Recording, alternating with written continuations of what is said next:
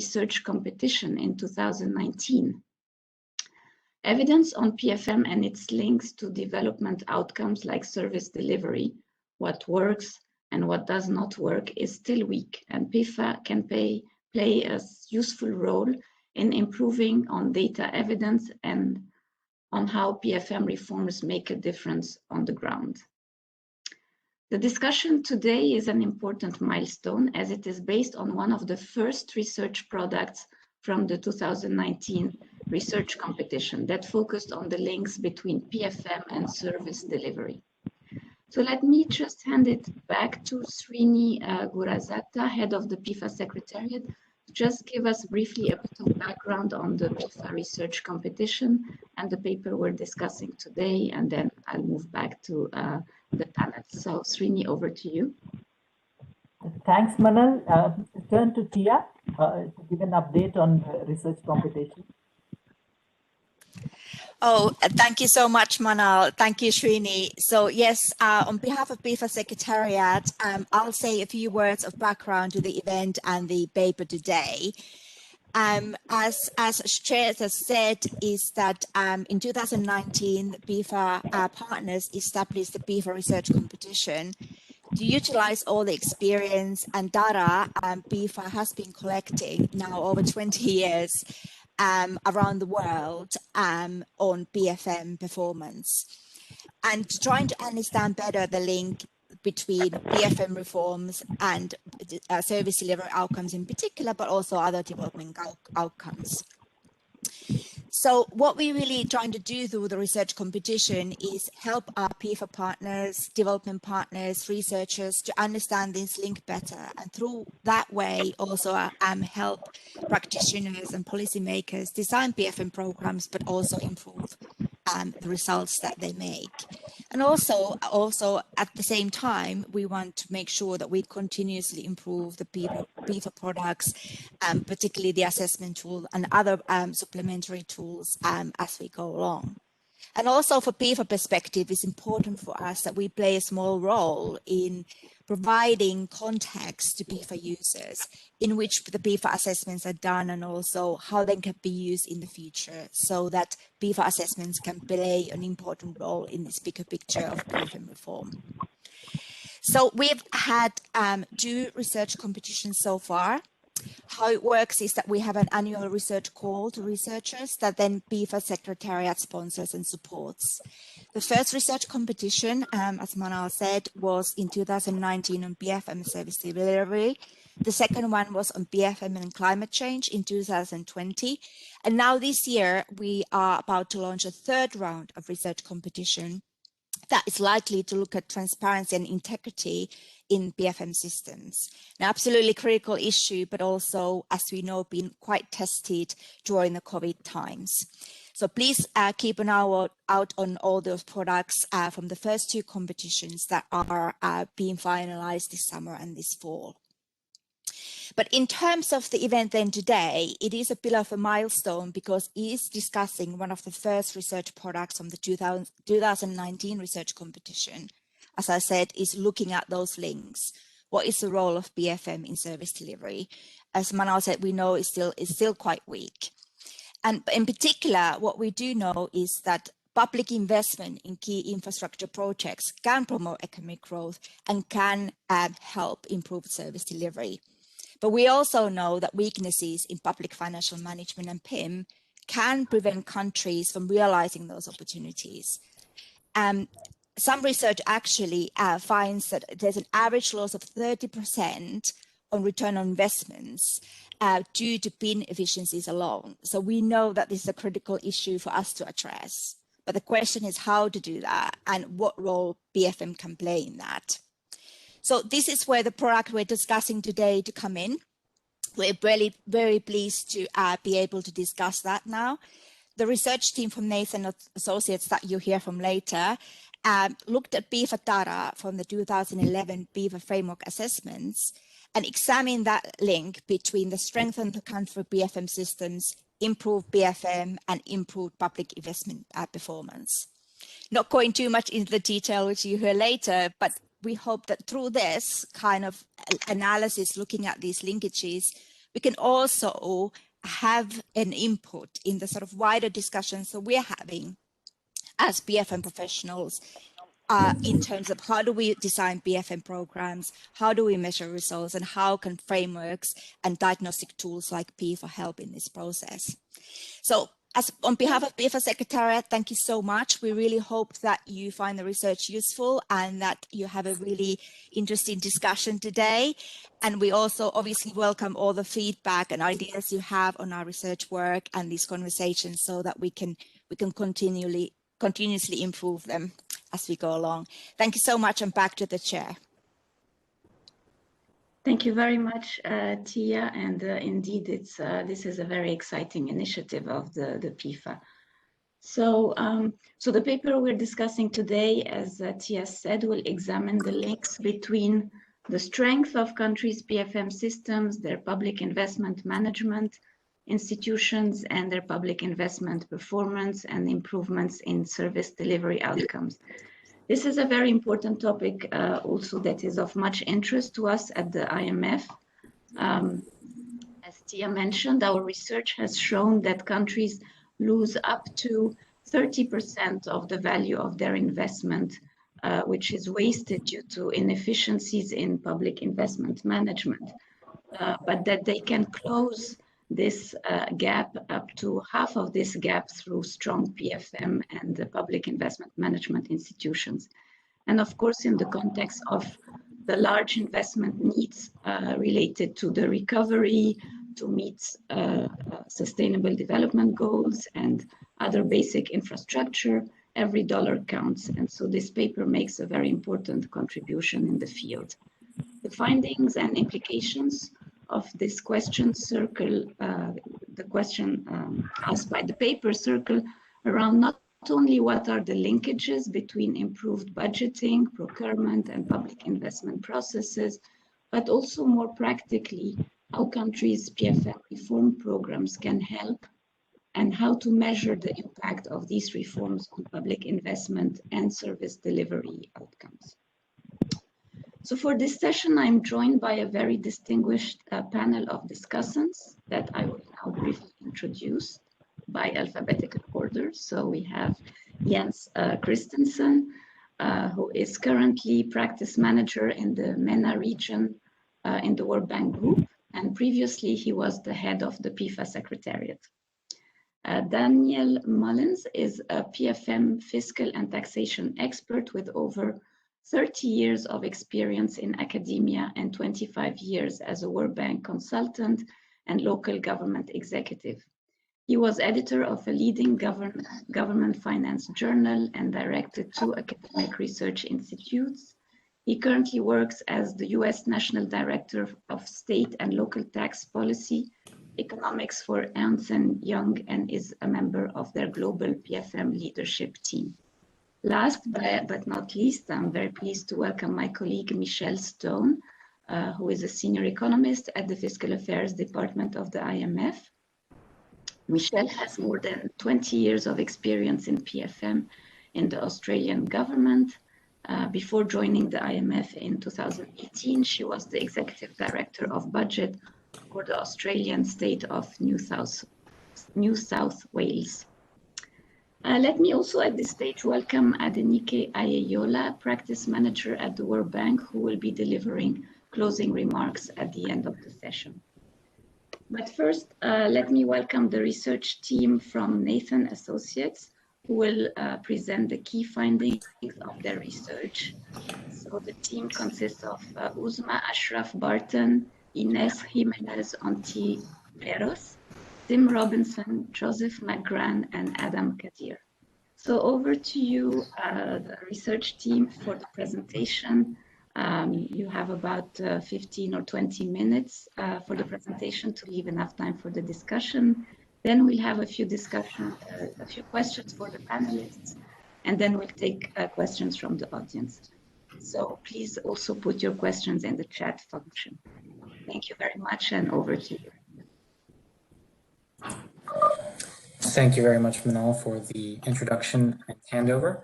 And again, thanks also to Tia for the background on the paper and the research project in general. We'd also like to start by thanking, of course, the PEFA Secretariat, the IMF, and the World Bank Group for supporting this research and for putting on this webinar, which we hope will be very interesting.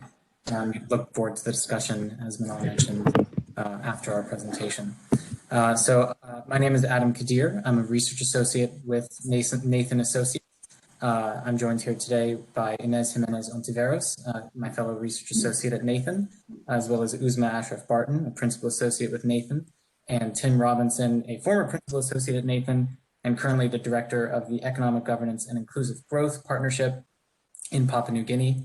Unfortunately, our colleague Joseph McGran was unable to join us today due to conflicting priorities. I think we can go to the next slide and I'll talk about the agenda briefly. So I will speak for just a minute on the background and the framework to our research and the aim and research question, which our research was directed toward. Inez will speak briefly on the methodology and our model. And then Tim will speak on the results and key findings of the research. And finally, Inez and Uzma will speak more about the recommendations coming out of our paper. So we can go on to the next slide. And I think Tia covered quite a bit of the framework of our paper, but you know, if we want to sort of see it in a more visual way here, we talked about how public investment in key infrastructure can lead to economic growth. It can lead to improved public investment performance, and as well as higher level service outcomes such as infrastructure related service delivery. So those sort of are connecting the first two arrows in the graphic here between improved PFM system performance and increased and better public investment management. However, as Manal mentioned, weaknesses in public financial management and public investment management can prevent the realization of the full potential of those investments. So as Manal mentioned, on average, 30% of losses on return on investment due to inefficiencies in PIM. So existing research does establish the link between these first two and also shows some evidence for the final the endpoint of our circle here. However, the second branch of research is more limited, and there's limited research exploring the linkages between all of PFM, PIM, and these higher level outcomes, in particular on public investment performance.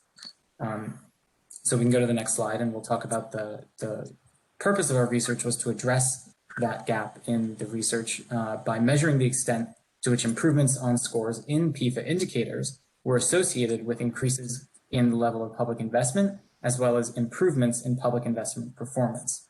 And here in this research, we were measuring public investment performance through the impact of PIM on public infrastructure quality outcomes.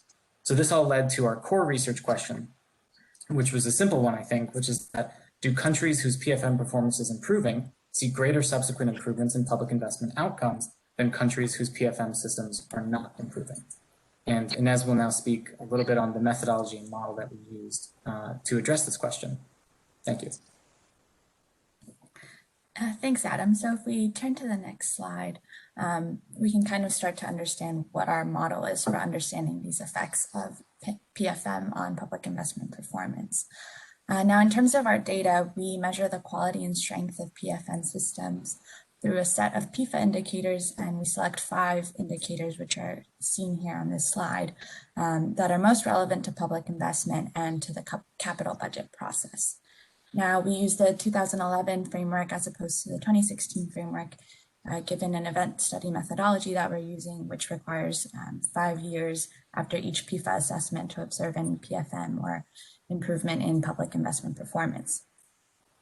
Now, 2 of our indicators are more quantitative in nature, and this is because they measure immediate outcomes of PFM processes, such as adherence to approved budgets.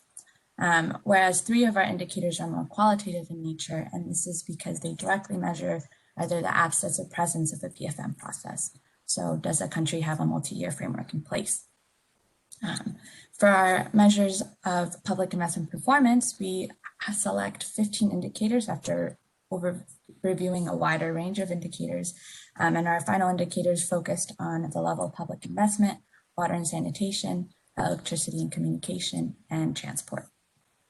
So keeping this data in mind, to then understand the linkages between PFM and public investment performance, we have a framework that has 4 assumptions.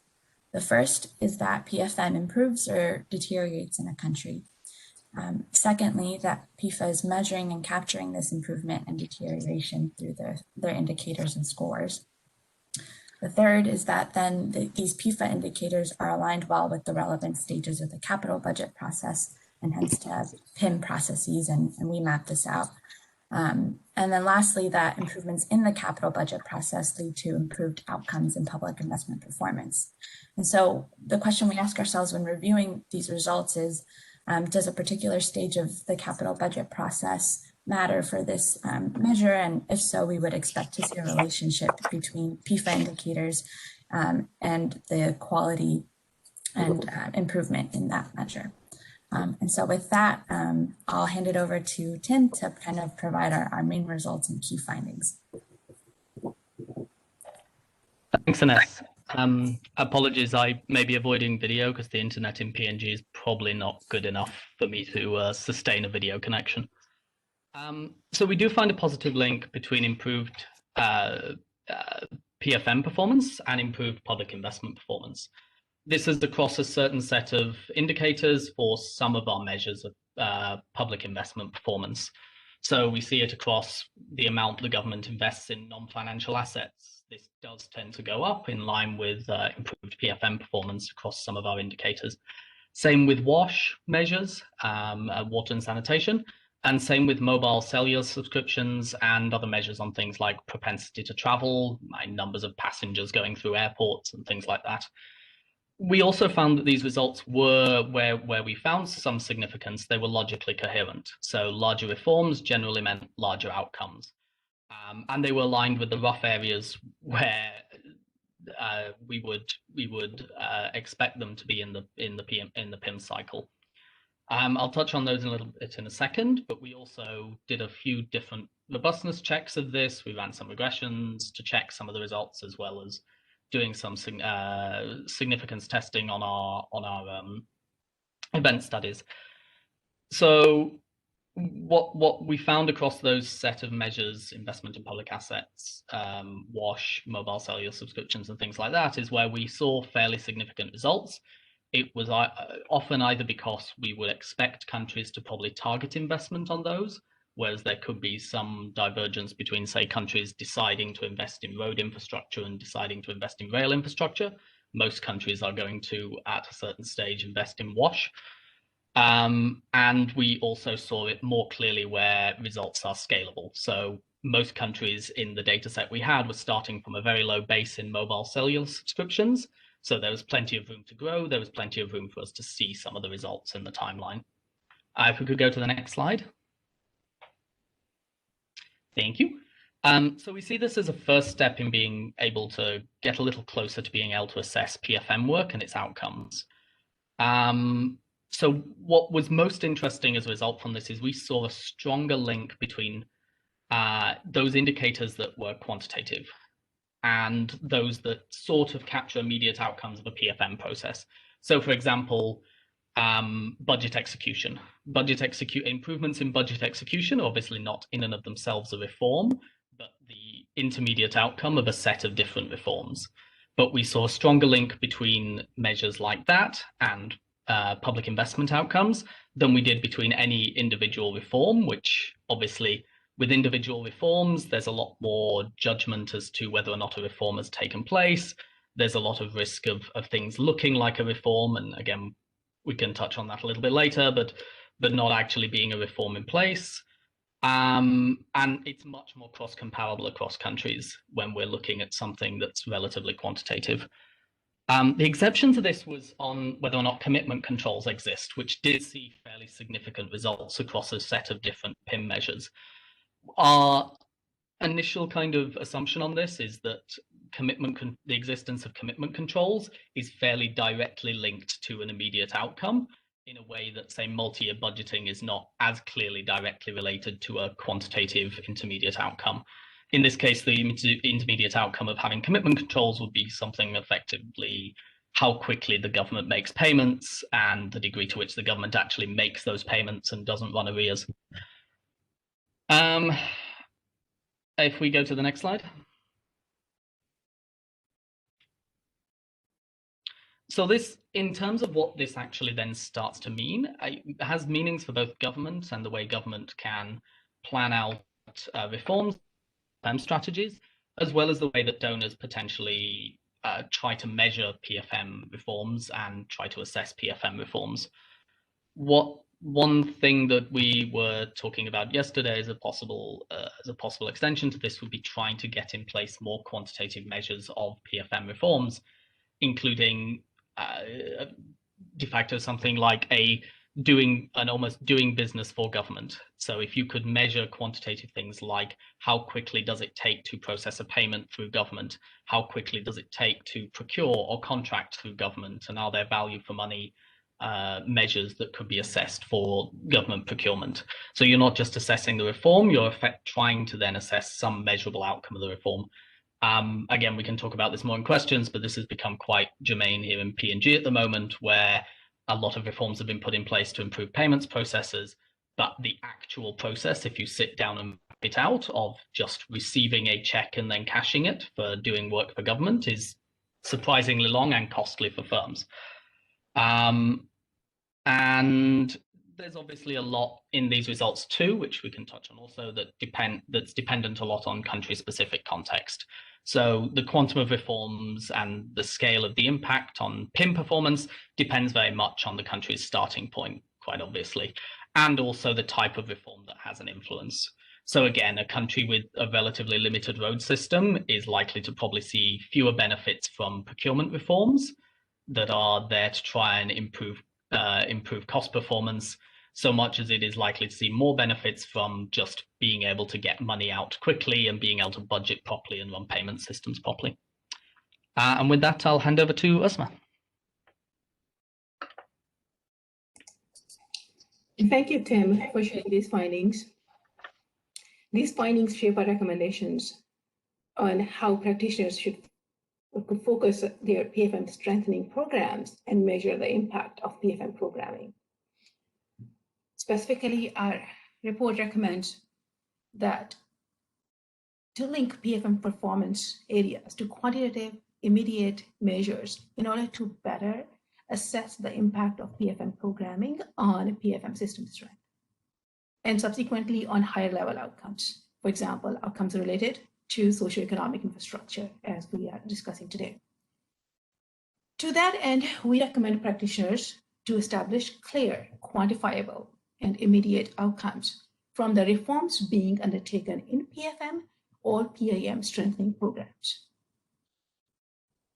Thirdly, our report recommends identifying complementarities between reforms and reform prerequisites. That is to say, for example, reform A will not influence the immediate outcome without reform B having been in place. So this approach would help better understand the results observed in evaluation assessments and to design a more effective PFM and PIM programming. Finally, our study recommends future PFM strengthening initiatives to be based on the evidence of their impact on specific PFM performance outcomes and linkages between the targeted vis-a-vis the desired performance outcomes. This would likely encourage reforms with clear and measurable goals. This brings us to the question how PEFA can be used in PFM programming given these recommendations. Can we go back to the previous slide? Yes, how PEFA can be used in PFM programming. So we find that in our report that PEFA can be used to help practitioners to focus their PFM strengthening programs and measure the impact of PFM programming. Specifically, PEFA could be used, one, to capture the immediate effects of PFM and PIM reforms. This will allow the practitioners to then analyze the impact of PFM programming on high-level outcomes. Two, PEFA could be used to shape how PFM programming is designed, as it points to the importance of implementing programs that are either tied to the quantifiable indicators or consider preconditions and the context which is necessary to have a successful PFM program. There are, however, limitations to the use of PEFA. For example, it is important to understand and interpret the results in the context of a country's overall development level.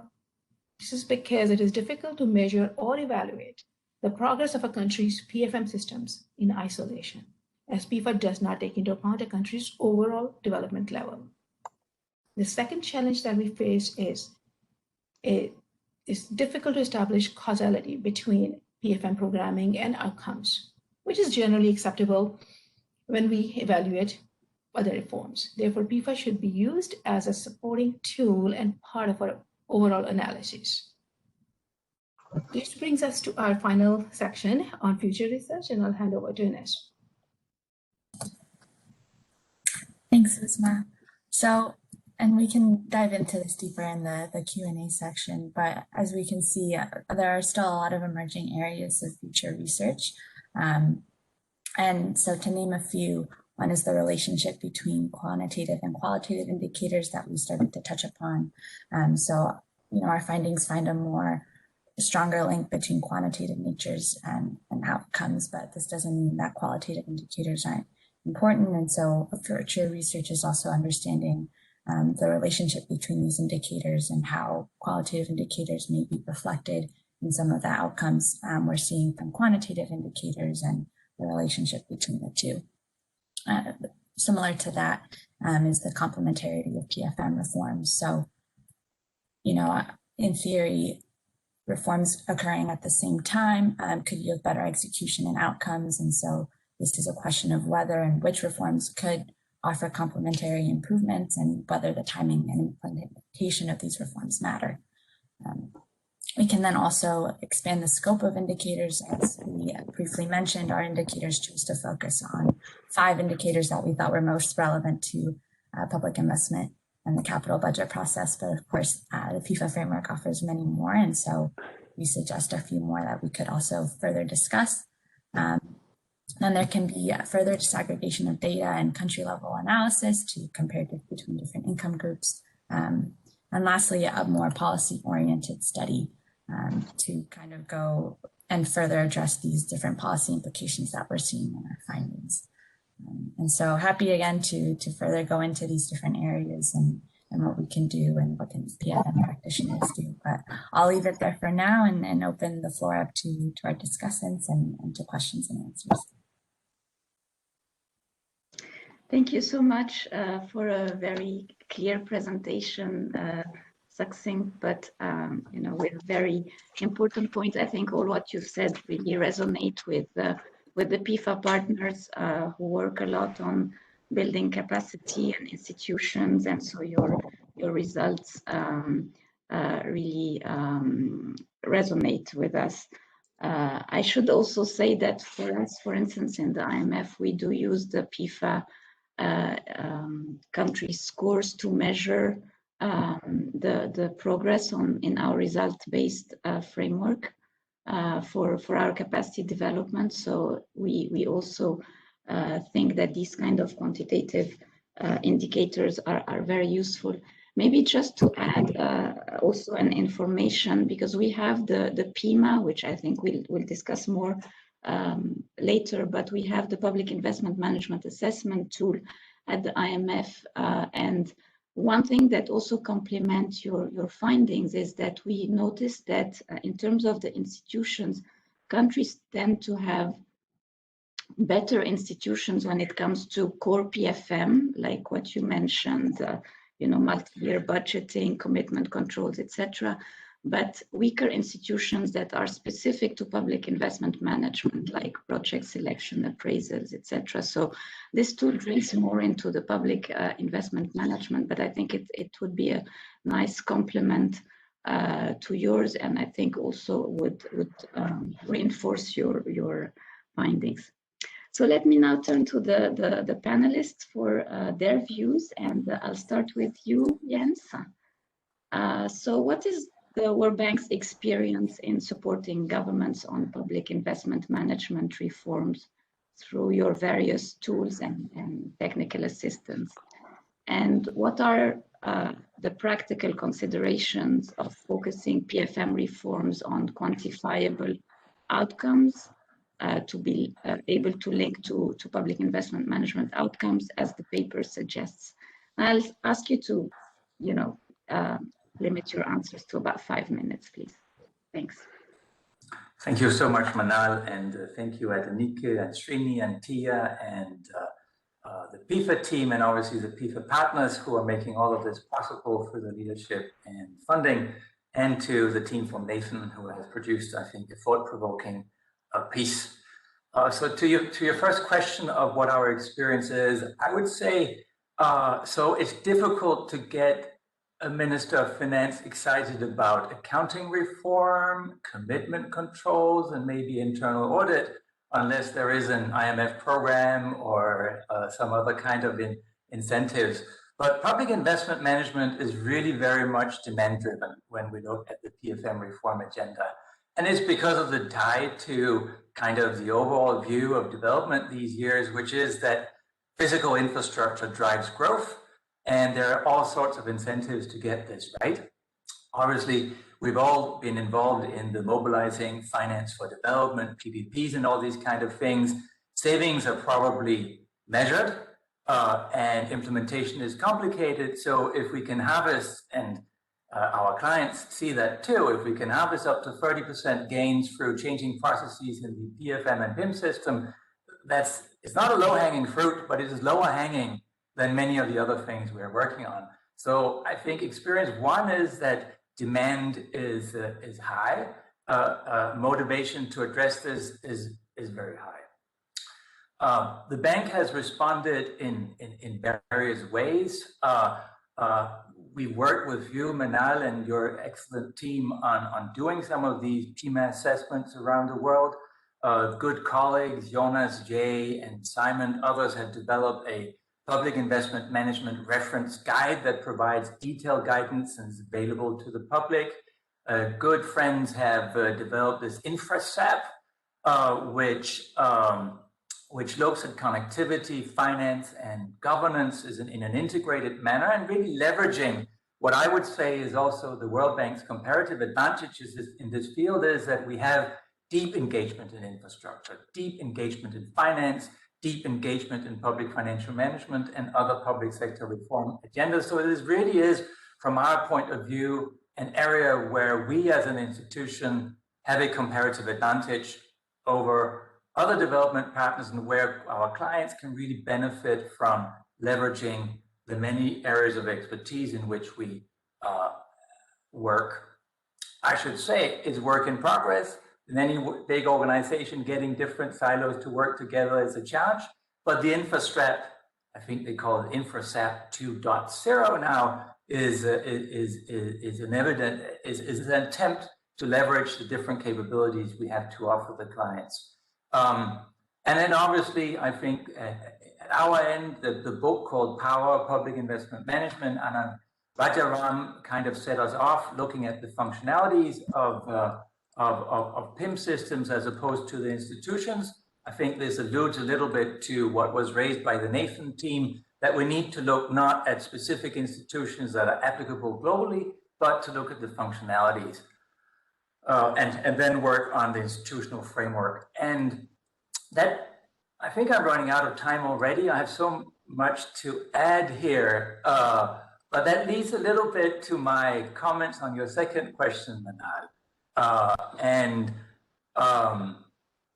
My personal experience is that we have to be very realistic about what PFM reform strategies can achieve, especially if they are development partner driven.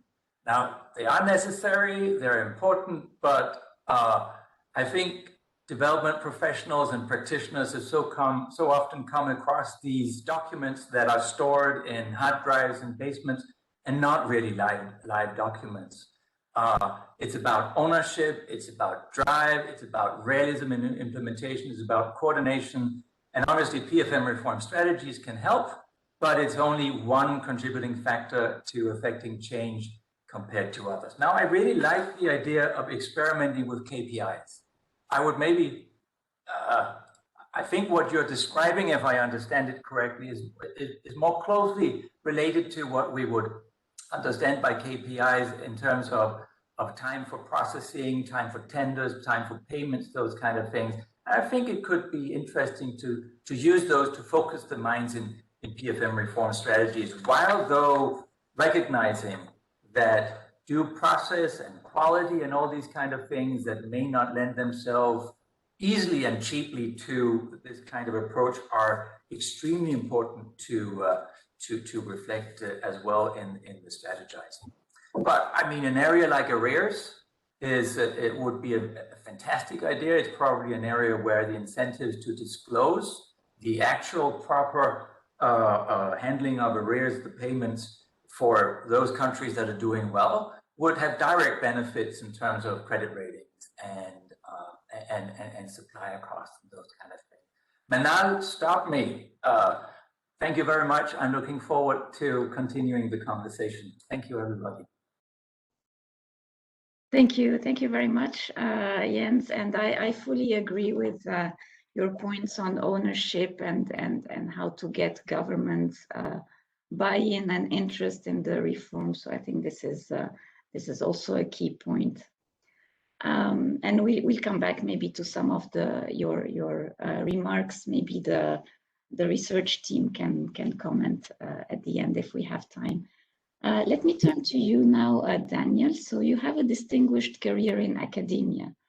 What kind of research approach is needed to evidence the relationship between PFM and public investment management and service delivery more broadly? And in your view, what are the pros and cons of empirical work like the study we're discussing today versus more qualitative, in-depth, country-based studies that actually the team also recommends? Thank you. Thank you, and thank you for having me today.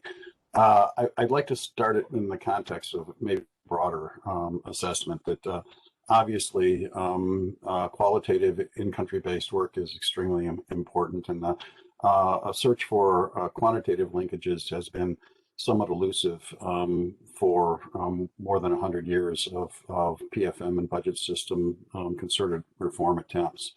If we look at kind of technical issues to consider, which appear in this very thorough, very well done research paper, which are consistent with those that appear elsewhere, there's a confluence of factors that affect PFM progress, which often are also the same factors that affect outcomes. So the ability to disentangle what might be a proxy for improved resource environment or a governance framework or both becomes very difficult within the context of PFM advances and linkages of them to broader overall outcome effects.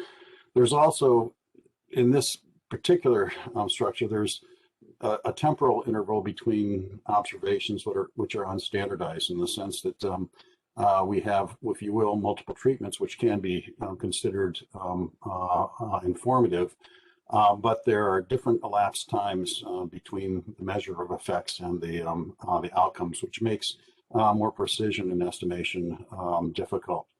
There's also a lack of homogeneity in cross-country budget and public investment frameworks, which can confound the ability to identify effects on outcomes.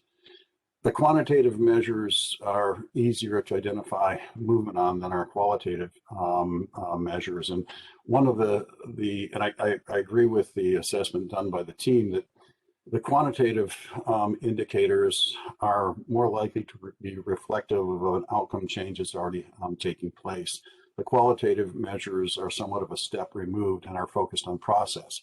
But one of the things that we see from the history of the types of analysis here is process is often considered to be an end in itself. And one of the more important determiners is whether or not the process achieves some level of legitimacy. And that's kind of what we're looking for in a great degree with PFM systems to begin with. The improvements, and this was also mentioned in suggested extensions of the research, PFM improvements aren't really discrete. They essentially are it is a system, and you need to consider this as a system of improvements versus an improvement on one indicator in isolation from another. And this has an effect on what you expect to see in individual country responses, to the degree to which there's a system improvement progressing in a country versus a more fragmented improvement. Also, the structure of PFM evolves, and the intermittent snapshots may not accurately reflect that evolving of the system. There is a long-term nature of these outcome effects, and to some degree, there's a short-term nature of the study period.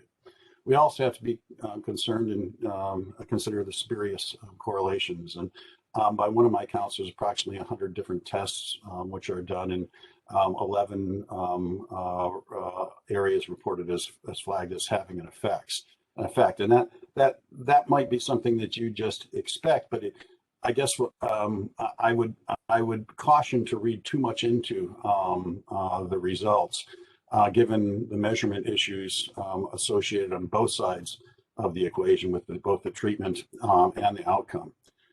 I'd also stress that there are very important intergovernmental dimensions here which are absent. The subnational role is critical in education, health, the variety of functional services are delivered at subnational levels and not an inconsequential portion. And we need to get the incentives right between levels of government. And in order to really understand what's happening, you have to look not only at the overall central government level of PFM system controls, but you also have to look at these incentives and a guard against perverse outcomes.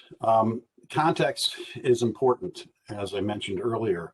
Political context, policy context, economic, social environments, effects vary. And so an aggregated approach may miss a great deal of what's happening kind of under the curtain, so to speak. I stress a level of outcome aggregation, and this may be one of the more important aspects of it, that there's generally perceived to be a distinction between rational and technical processes which are directed at evaluating the range of outcomes for, if you will, based on V.O. Key's statement in 1940, ends that have common denominators, in which you can do a technical evaluation. There's also the political philosophical dimension in identifying and assessing public expenditures and making choices, which is kind of like the across function, whether it's, as Key said, welfare versus battleships, or education versus health, in which the technical aspect and technical ability to define a production function or relative value across these items is problematic. So you have to rely and result on process.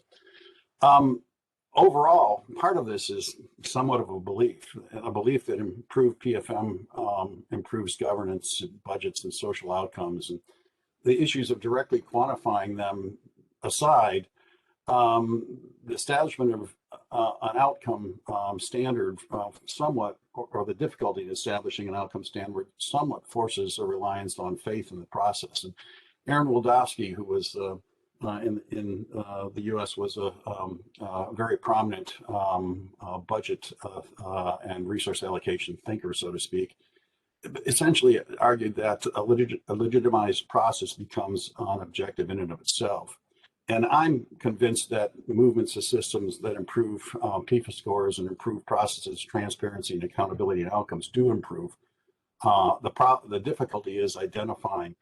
And I think when we take an attempt to, we try to identify high-level effects, system-wide, society-wide effects, we lose significant levels of fidelity. That we need to take the research, I believe, down to a more specific level, in the sense that On what basis, again, VOK's term, should it be decided to allocate X dollars to activity A versus activity B, or his battleship and poor reliefs analogy, that we need to focus on those components of the system which are amenable to effect, that are amenable to direct linkage.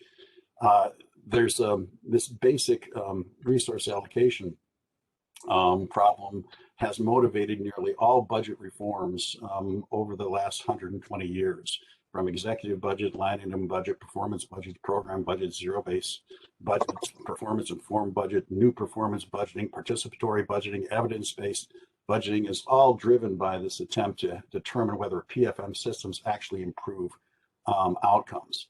The Alan Schick in 1966 laid out the functions of budget as control, management, and planning, and identified the fact that these are always conflicting, and that there is, at least to a degree, some satisficing that because process is so important, you can't have a priori expectations on what the result of that process is going to be and determine it to be of higher or lesser value. So the difficulty in answering these questions has defaulted into a focus on process, access, openness, roles of actors, and accountability, which is not a bad thing. In the sense it's an attempt to define the decision-making framework for communal and collective action, and what constitutes those things which promote accountability and responsiveness. PEFA, in my view, is an extension of this evolution. It attempts to identify and systematically assess system features which promote these objectives, which is a desirable outcome in and of itself.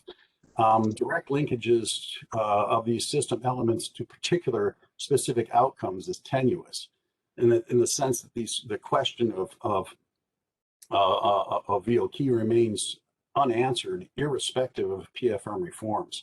I'd just like to stress, kind of in closing, that PFM reforms don't take place in a vacuum. As I mentioned early on in starting this, the environment may be the most important factor affecting both PFM and public investment management outcomes. And PFM and PEFA and public investment management should go hand in hand. And it seems like maybe a focus more directly on medium-term fiscal frameworks, expenditure frameworks, budgetary frameworks, public investment programs might be more enlightening as an attempt to identify the linkages between PFM systems and outcomes. That is, focusing on those specific elements of the system which are most likely to result in desired improved outcomes. Again, a priori outcome expectations are hazardous. Expecting a predetermined substantive spending outcome is problematic, even if you're talking about education and health. Budget systems are supposed to not be intended to be a priori determinations of what outcomes are, and it's not even clear what technical efficiency means or what it looks like in health and education expenditures. Some of the research has been done using data envelope analysis. A good friend of mine was one of the inventors of this analysis, and I spoke to him about this yesterday. And you have to be very careful in reaching conclusions using technical tools and techniques that were not intended to deal with the uncertainty and the lack of standardization in both the input framework and output frameworks of public services. And I just like to say there that I believe this is a very, very thorough and very well done research project. It was very interesting to read. It has interesting implications, and I believe that what was identified as the extensions will be the areas which reap the greatest future benefits in understanding these relationships. Thank you. Thank you very much, Daniel. Thanks for these important points and the emphasis also on the interconnectedness of different practices and institutions and their impact. And I think as we like to say in the fund, PFM and also public investment management is a continuum of practices that is as strong as its weakest link. And this is something that I think the paper and in your comments also comes out clearly. Let me turn to you, Michelle, now. So the IMF has been very involved in infrastructure governance, including through analytical and diagnostic tools and through capacity development programs with countries. Can you tell us a bit about the IMF's Pima tool? And then the paper also explores how diagnostic tools can be used to guide PFM reforms and measurement of impact through focus on quantitative impacts. What role can Pima play in guiding programming and measurement of impact? Thanks.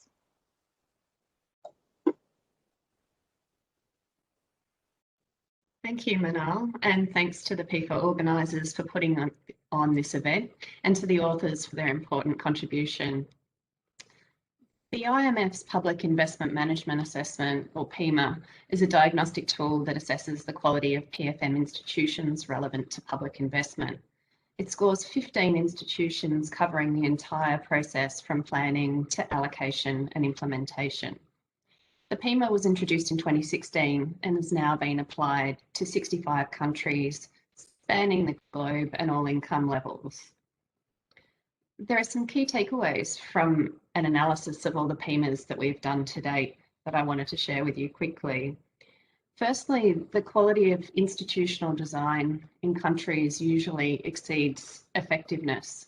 Both are measured separately by the PIMA. The gap between institutional design and effectiveness is most pronounced in low-income developing countries. The second takeout is that project selection and project appraisal are done relatively more weakly in countries when you look at the data to date. And third, there is scope to improve infrastructure governance across all income groups and all regions. You can see some of these results if you play around with the interactive charts that we have on our infrastructure governance website that was launched last year. And that website includes the data that we have for the PIMAs that have been made public to date.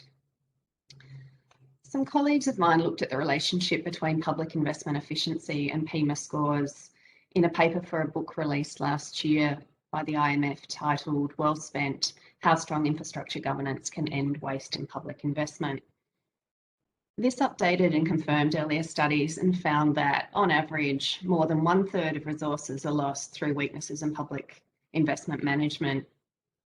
And they found that the quality of public investment management institutions, as measured by the PIMA, are highly correlated with estimated measures of public investment efficiency.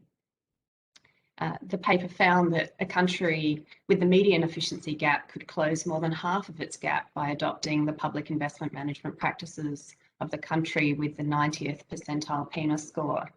And thinking about this from the perspective of the Pima scores themselves, which are measured on a scale of 1 to 3, increasing the Pima score by 1 improves the efficiency score by 0.3 across most scenarios. And this is significant because the efficiency scores are ranged between 0 and 1. But you asked about what role the Pima can play in guiding PFM programming. And a key output of the Pima assessment is an action plan, which is a sequence set of recommendations specific to the country with timeframes and action owners. And to prepare that plan, we look at the weakest areas of scoring in the Pima assessment and where actions most critical for improving infrastructure governance and the conditions that are relevant to the country, the specific country. The most frequent recommendations and actions in the Pima action plans that have been done to date are in the areas of alternative infrastructure financing, so things like PPPs, project selection, project appraisal, and management and oversight of the PIM portfolio. And these areas, like the identified weaknesses in the Pima more generally, are in areas that are more specific to PIM decision-making compared to the more general infrastructure governance and PIM and PFM areas that are more indirect in their effect on decision-making on public investment. We also, of course, find that follow-up support to countries to implement recommendations provided either by ourselves or other development partners is crucial in supporting implementation and achieving the benefits. We're working on a Pima Handbook at the moment, which will help provide some guidance for practitioners, but also be a resource for countries when we make it public later this year. This should also help provide some quantitative benchmarks. Sorry, Michelle, could I please ask everyone to mute their microphone? There's a bit of background noise. Thank you. So we're hoping that in the Pima Handbook that we will also be able to provide some quantitative benchmarks for good practices. And perhaps as a last thought, public investment sharpens the focus on some of the newer areas of PFM reform, including the management of fiscal risks, and how PFM systems integrate climate considerations is also really relevant when we're thinking about the area of public infrastructure and public investment. We're expanding our tools to analyse how well climate change is taken into account through the public investment process. So I agree with the authors, there's lots to be done and we should continue to improve our understanding of how to target and also to measure the most effective PFM reforms in the public investment sphere and scope for improving our tools to make our capacity development efforts even more effective. Thanks very much for your attention. Thank you very much, Michelle. Very comprehensive view of the Pima. And so I think I would like to encourage participants to put questions in chat. There's already a couple of questions, and then my colleagues from the PEFA Secretariat will help also with the chat. I think there's already a couple of questions that maybe I can take. There is one from Marta on the use of PEFA for capacity development centers like CCAM. And so CCAM is the latest of the IMF regional capacity development centers that cover Central Asia. And so, as I mentioned earlier, we use PEFA indicators in our result-based management framework. So this is our log frames for capacity development to countries is based, among others, we also use other indicators, but for core PFM institutions, we use the PEFA to measure progress. So I don't know if this answers your question, but maybe we can also discuss more bilaterally. And then there's a question from Rania on whether Pima assessments are publicly available. The Pimas are based on requests from countries. And so it's also up to countries to decide whether they want to make them publicly available or not. I think as Michelle mentioned, we have a website where you can find all country reports that are published. And maybe Michelle, you could put the website in the chat as well. On the Pima Handbook, yeah, do you want to take this question, Michelle? When will the Pima Handbook be available? Yes, thank you, Manal. So the Pima Handbook is something that we're working on now. We hope to be in a position to add it to our infrastructure governance website by the end of the year. It obviously is a process that requires a lot of testing and internal review to make sure that we provide a document that's going to be a really good resource for countries. And one of the other things that we think that the handbook will be really useful in providing is some country examples of good practices. So work continues on compiling those at the moment. Thanks. Thanks, Michelle. So while we wait for more questions, I think maybe we can go back to the research team. If you have any comments, I think Jens had a couple of questions or areas for discussion. So maybe we can spend a few minutes on that. I don't know if Ines or or someone else would like to take up the questions. Would you like Jens to mention the questions again?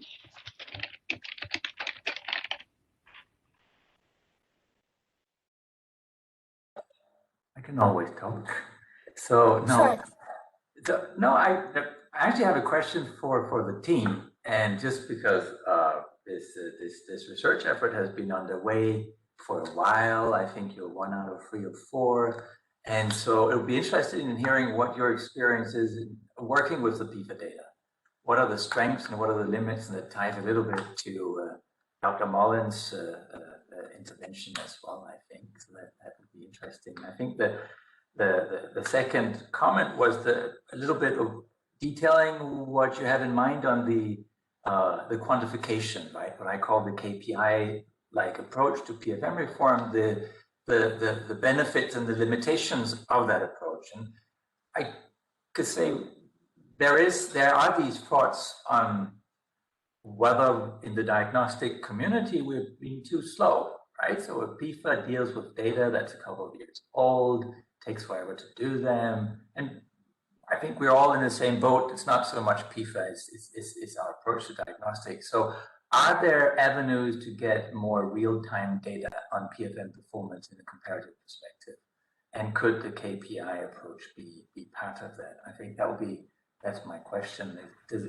Would this hold the potential, maybe benchmarking clubs, maybe voluntary kind of sharing of data, those kind of things? So that would be loosely the two, 3 questions. Thank you. Thank you, Jens. So I don't know who would like to respond, Adam, Ines, Uzma, or Tim. I'm happy to jump in first, Ines, Adam, as if that's okay with you, and then anything I miss. So in sort of reverse order, you touched on this, I think, yourself, Jens, a little bit, which is it's hard to get ministers interested in reservations of cash and cash fund certificates and exciting concepts like that. But the quantification of data has an added advantage, which is it's much easier to get them interested in ideas like this will help save a certain amount of money for the government. We've been having an element of this conversation here at the moment. P&G has run arrears historically, and as a result, we think pays around 50% more for the same items than the private sector does because of the premium that's placed on purchases, because payments tend to take anywhere from a year to 2 years to be received by the private sector, unless you happen to have a good connection with the government. Being able to estimate something like that would be incredibly useful for selling reforms, I think, to ministers, and a good outcome measure of some of those reforms, or intermediate outcome. The trade-off to that is obviously measuring something like that would require an enormous amount of survey data across multiple countries and potentially be quite costly. So I think that would be the trade-off, and I don't know if we have the perfect answer to that yet, but we were trying to think through a few of these ways where these reforms could be grouped into measurable criteria while we were doing it, and I think a few of those are flagged in the paper. On the use of the data, I mean, it's great, but we're obviously going to say that in front of the PEFA Secretariat.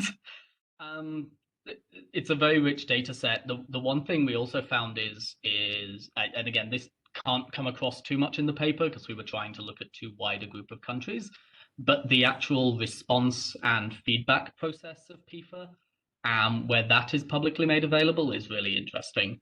So countries are given a score, the countries then get the opportunity to respond, and the assessors get the opportunity to respond back.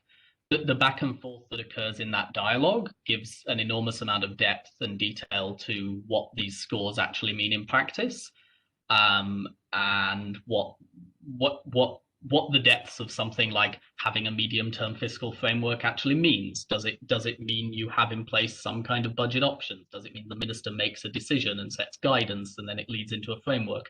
Or does it just mean that you set some kind of high-level numbers and then rigidly stick to them without any actual connection to overarching policy objectives?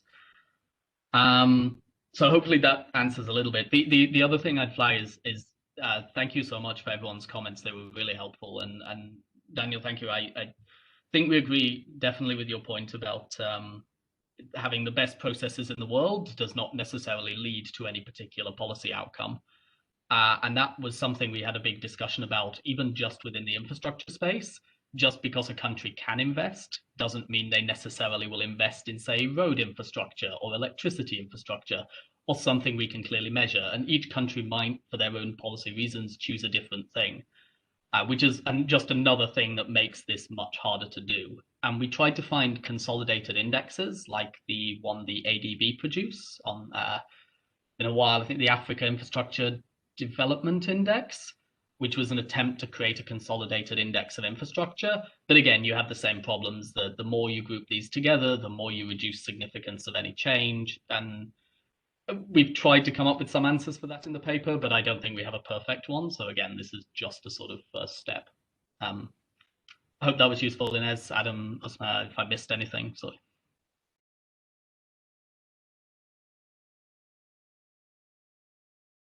Anyone? Yeah, Ines?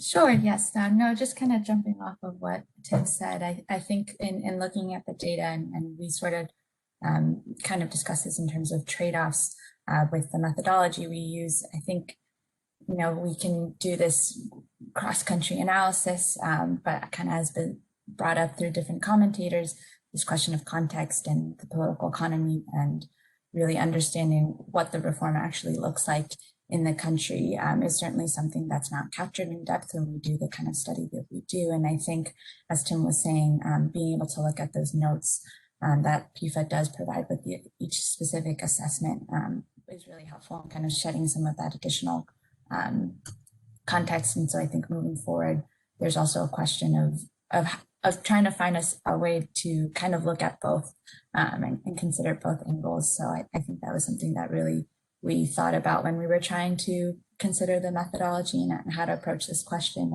And of course, there are always trade-offs to that end, but I just wanted to add that.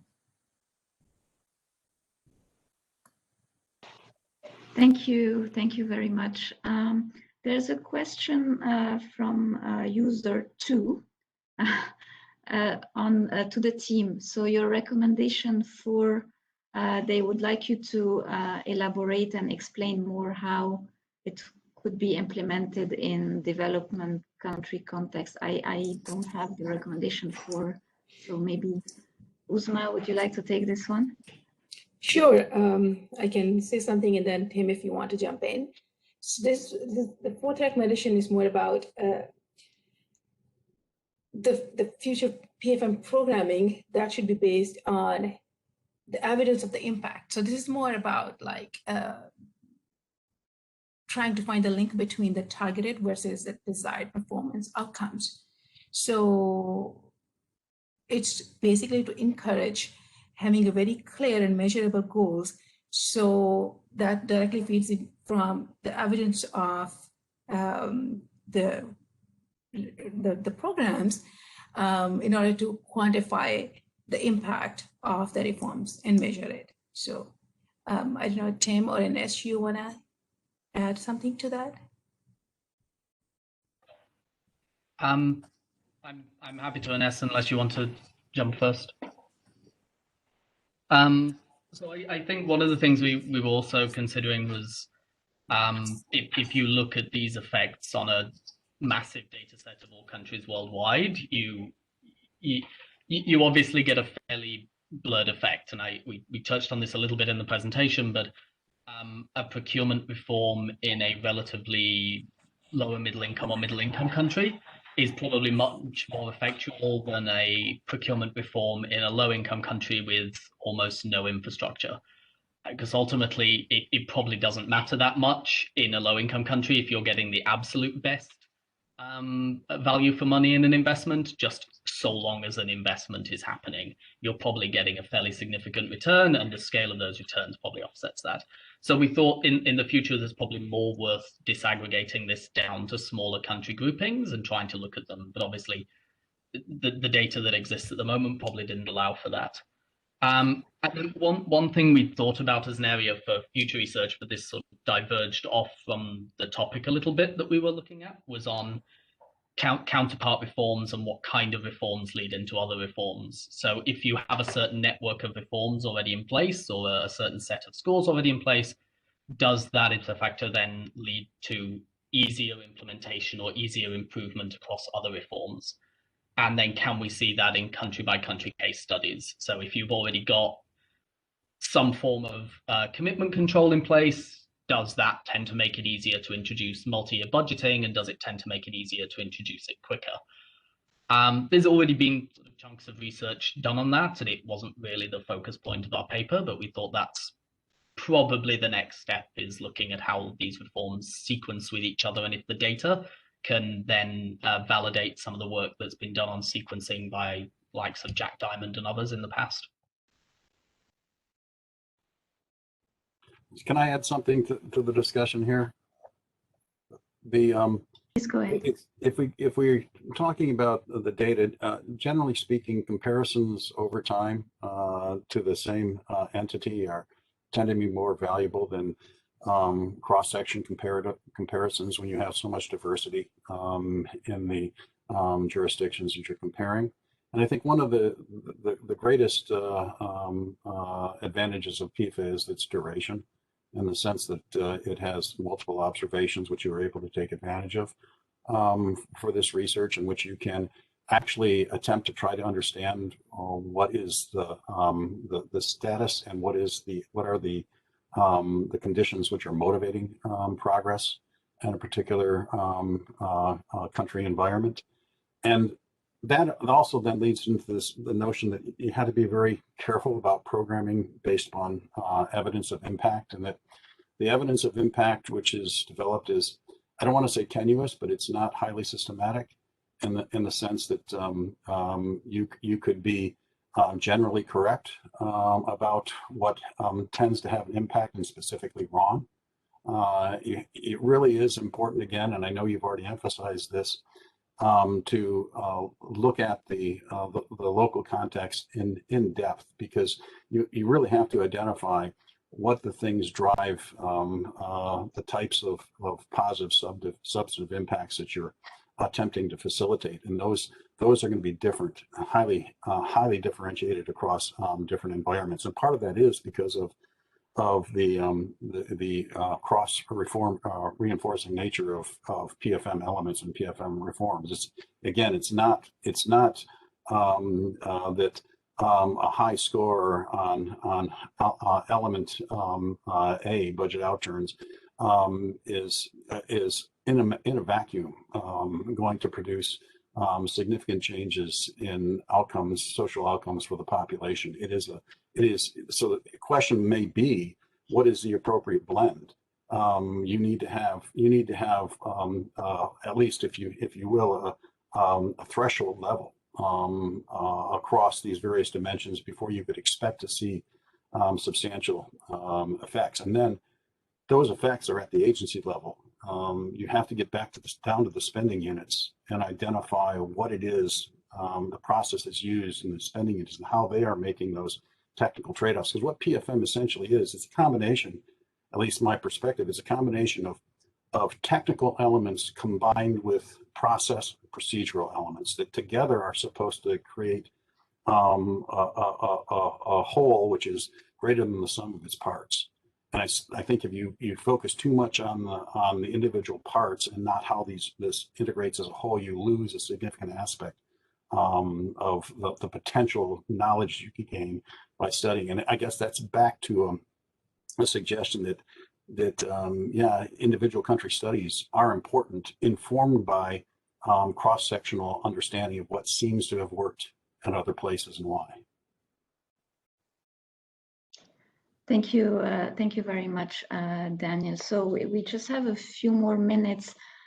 There's a question in the chat on sort of how we work with non-government actors to ensure the relevance of PEFA, Pima, by a question by Rima. I don't know if Jens, because you also raised this issue, would you like to maybe briefly respond? And then there's a couple of questions for the research team that I'll ask them to respond very briefly to. But Jens, maybe you can address this. I think the key communication challenge is to relate the importance of public financial management systems improvement to policy priorities of decision makers. and to the general public. And so that's why I think the PEFA Secretariat's work on climate PEFA, this research piece on public investment management, the gender PEFA, I think other initiatives that the Secretariat has done are super important to bring PFM closer to citizens and to decision makers and showing how this is relevant. I think within the World Bank, Adrian Fawcett and his team are leading work together, I believe, Manal, with the IMF on working with ministers of finance to show the importance of public financial management systems and spending in climate change mitigation and adaptation. I think this policy anchoring, making clear why it is important that these systems work well are key. So in the interest of time, I think that is a question about our time, but quite important. I think the PFM reform community for quite a while has, maybe somebody wants me to set up here, but these, Sena, maybe, anyways, could we mute microphones, please?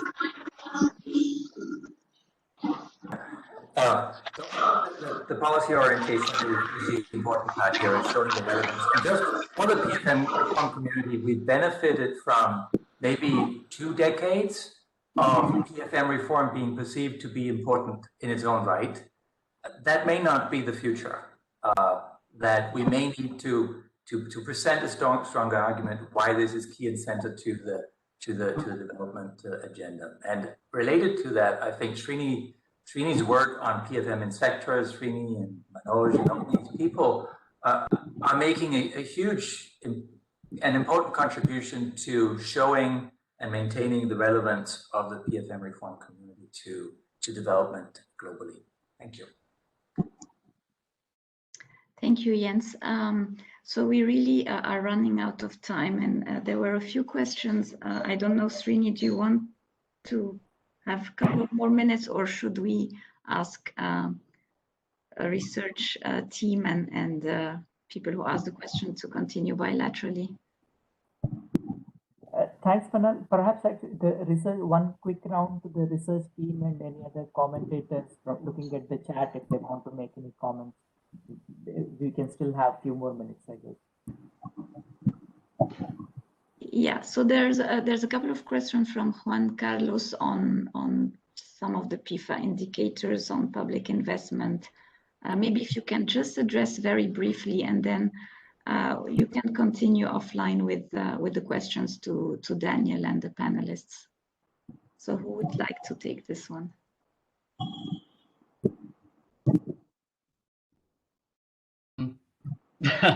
I can jump in, and as you might want to comment on this as well, since I think this was the area you touched on more. The indicator 11, I think, is the new one on the public investment management. We obviously looked at the 2011, not the 2016 framework. But one of the struggles we had was then relating that 2011 framework to relevant parts of a public investment management planning and execution cycle. So we had to take things like multi-year budgeting because it's important to public investment management, because if you don't have that, you can't properly plan out the cost of projects over multiple years, you're less likely to execute them properly, etc., etc. Having more direct indicators, I think, can only improve efforts to look at this in the future. And that's, I think, probably about all I'd add, Inez, unless you have anything else.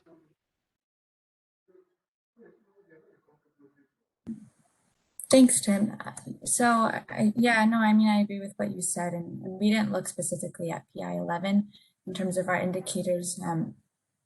I think just agreeing with you, also looking more widely to the 2016 framework, I think the methodology that we applied could be readily applied to other indicators, and just aligning that to the capital budget process. And I think one of the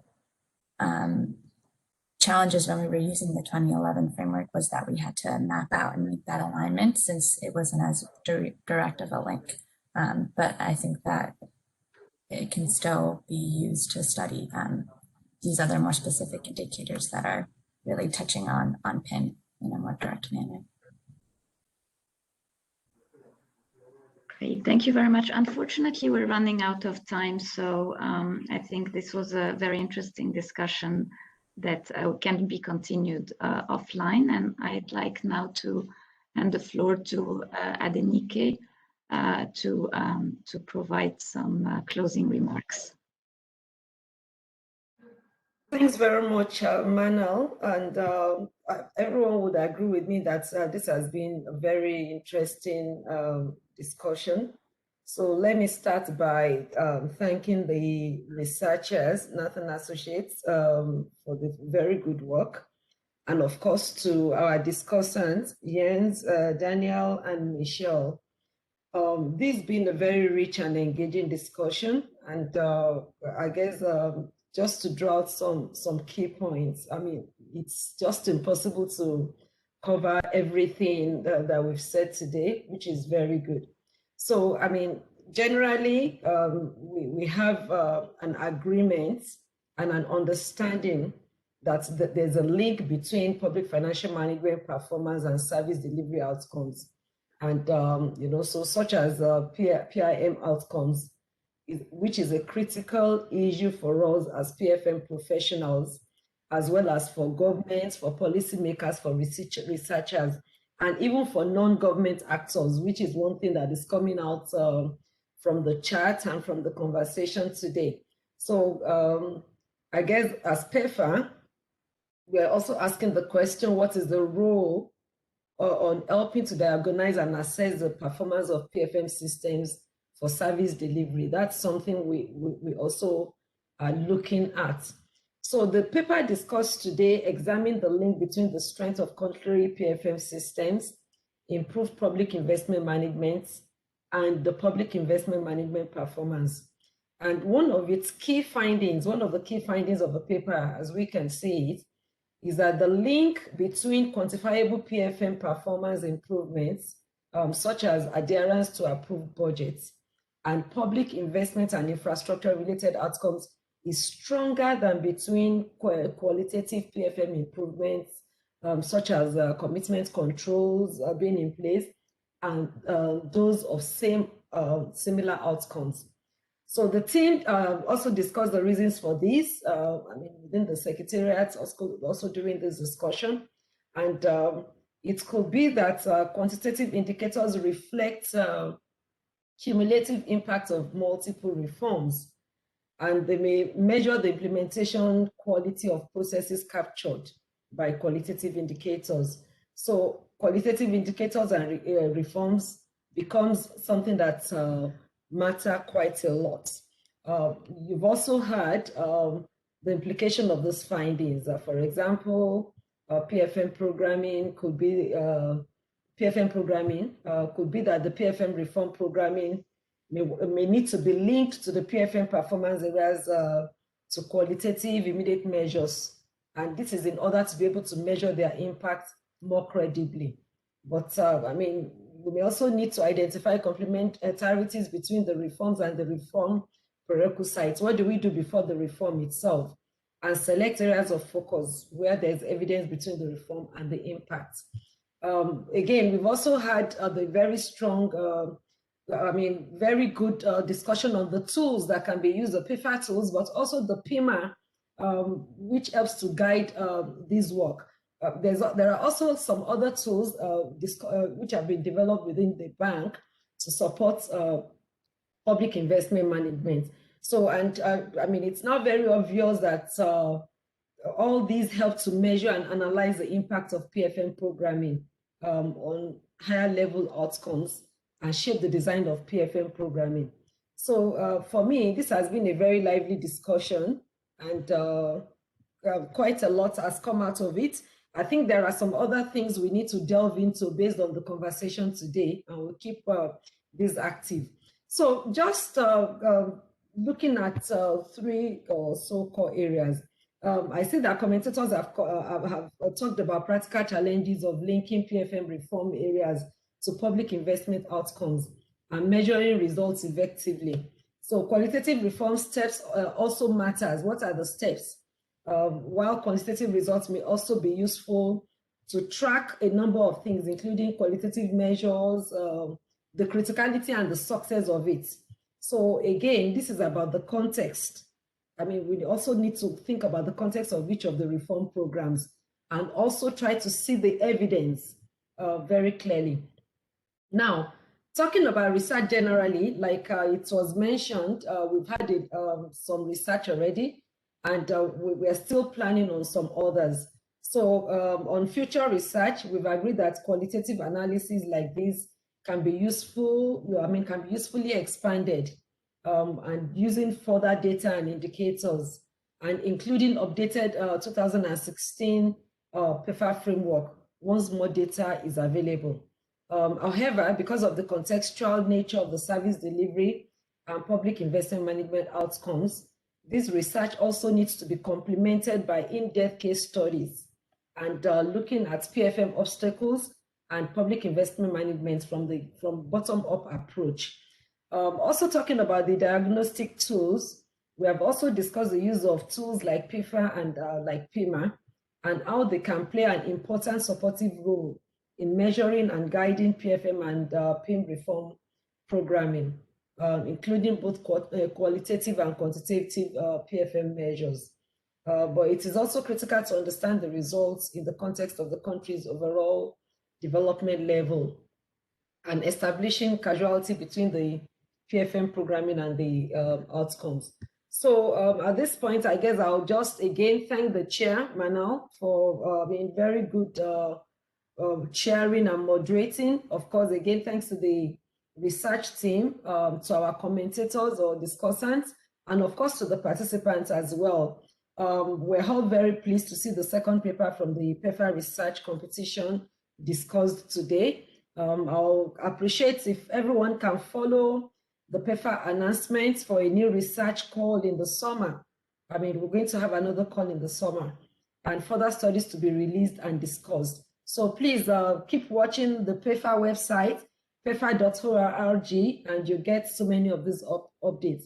We are keen to engage with the government and different partners around the world to ensure that all these products are debated, discussed, and used in the most effective way. So we welcome all the contributions and all your inputs into these aspects. So thanks very much, Manal. I'll pass it back to you. Thanks, everyone. Thank you. Thank you so much, Nike, for summarizing very nicely the key points from the discussion. At this point, I also want to extend big thanks to the Nathan Associates research teams for a great job in the paper and in the presentation today, and to the panelists for sharing their insights and experiences, and would also like to thank the audience for attending and actively participating. I suggest any other feedback on the research work or the discussion can maybe go through the PEFA Secretariat, which is services@pefa.org. As Nike said, I'd like to invite everyone to check the PEFA website, which also contains a wealth of information. And finally, I'd like to congratulate the staff of the PEFA Secretariat and all the others involved in organizing this event, which I think was perfectly organized and running very smoothly. Everyone, stay tuned also for upcoming webinars celebrating 20 years of PEFA. And thank you all for being here today. It's 9:31, so we managed to keep the time. And hope to see you very soon in other webinars. Thank you to everyone. Bye-bye. Thanks, Manal. Thanks, everyone. Thank you. Bye. Thanks so Thank much. you. Bye. Bye. Bye. Everyone. Bye. Bye, thanks.